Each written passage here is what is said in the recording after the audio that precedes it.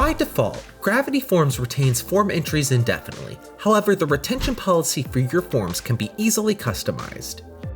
From within your WordPress dashboard, head to the settings page for the form which you'd like to customize the retention policy and select Personal Data. From here, you can modify the retention policy for this form.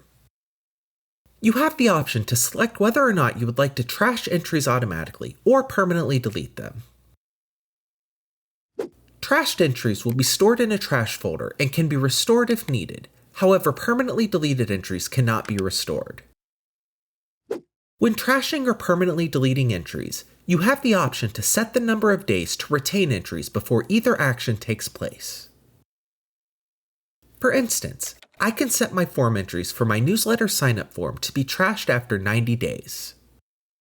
Please note that form entries will automatically be trashed or deleted during the next daily cron task if they are older than the number of days specified.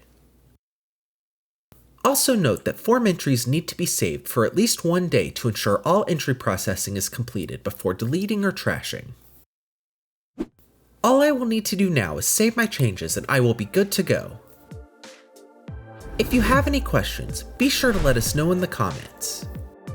And for more Gravity Forms guides and tutorials, subscribe to the channel.